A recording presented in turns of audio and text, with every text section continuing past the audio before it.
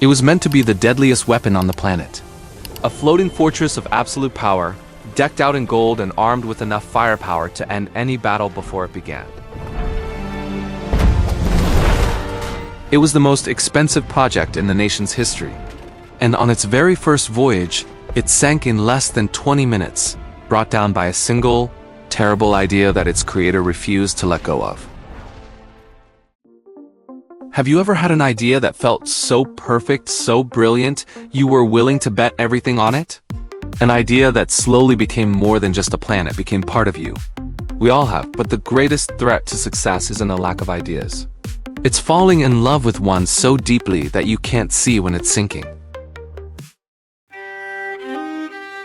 In 1625, the King of Sweden, Gustavus Adolphus, was in the middle of a war. He wanted a navy that would terrify his enemies. He didn't just want a ship, he wanted a statement. His new flagship would be called the Vasa. It would be taller, grander, and carry more heavy cannons than any ship ever built. The master shipwright followed the king's vision, but then the king wanted more cannons. Then another full gun deck on top of the first.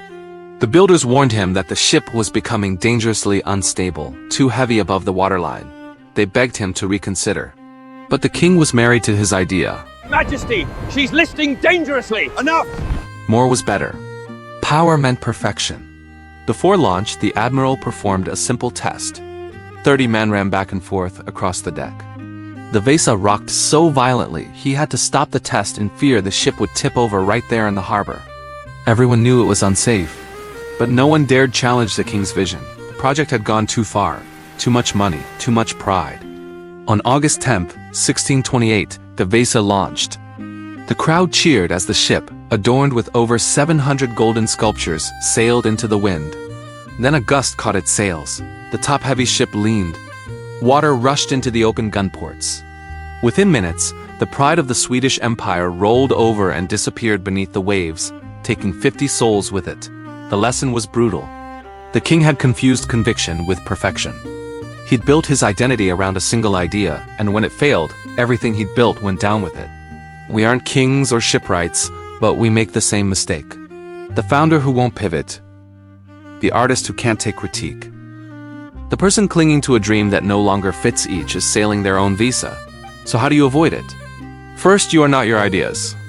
When someone criticizes your work, they aren't attacking you. They're testing the ship. A good idea can handle it. A bad one sinks. Second, look for the wind. Don't surround yourself with people who only tell you you're right.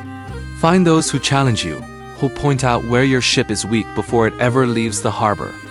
For over 300 years, the Vasa rested in the mud, a perfect tragic monument to one man's refusal to let go.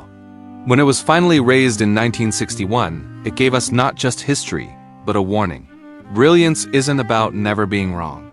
It's about having the humility to change course before it's too late.